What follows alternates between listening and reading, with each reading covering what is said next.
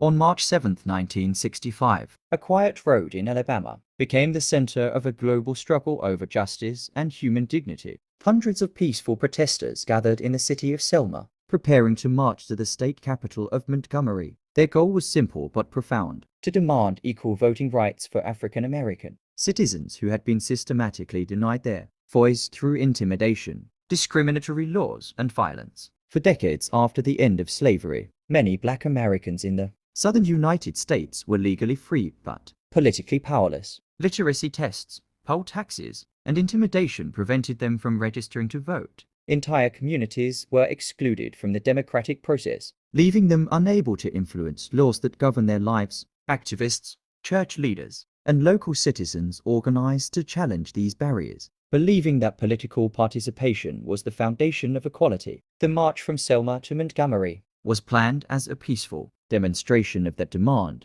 Among the leaders guiding the movement was Martin Luther King Jr., whose philosophy of nonviolent resistance had already become a powerful force in the American civil rights movement. On that Sunday afternoon, approximately 600 marchers left Selma and began walking across the Edmund Pettus Bridge, carrying hope that their message would reach the nation. What happened next shocked the world. As the marchers crossed the bridge, they were met by state troopers and local law enforcement. The protesters were ordered to disperse. When they refused and remained peacefully in place, officers advanced. Tear gas filled the air. Batons struck men and women who had come without weapons. Many were injured. Television cameras captured the violence, broadcasting the images into homes across the United States and around the world. The brutality of that moment transformed a regional protest into an international symbol of injustice. Viewers watching the footage saw ordinary citizens beaten for seeking the right to vote. The images forced governments, journalists, and millions of people to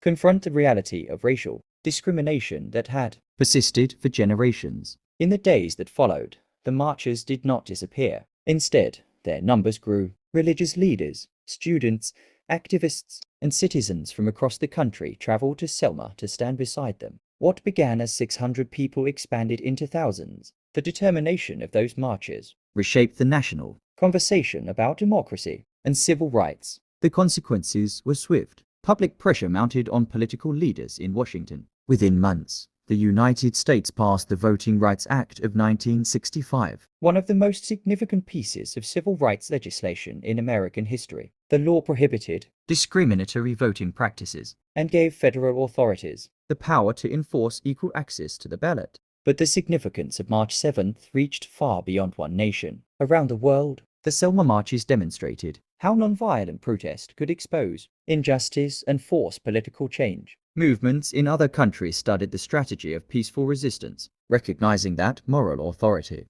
could challenge systems that relied on fear and silence. The people who walked that road were ordinary citizens, students, workers, ministers, parents, yet their courage altered the course of history. Their determination proved that democracy requires participation and that rights, written in law, have meaning only when people are able to exercise them. March 7, 1965, reminds us that the struggle for equality is never abstract. It unfolds in real places, through real decisions made by individuals who refuse to accept injustice as permanent. The marchers in Selma did not know exactly what the future would bring, but they understood that silence would preserve inequality while action could create change. Why do we learn history every day? Because moments like this reveal how courage and collective action can transform societies. When people stand together to demand fairness, their voices reshape institutions, laws, and expectations for generations to come. History is not old. History is living inside us. One day, one event, one lesson. Mr. Fidi,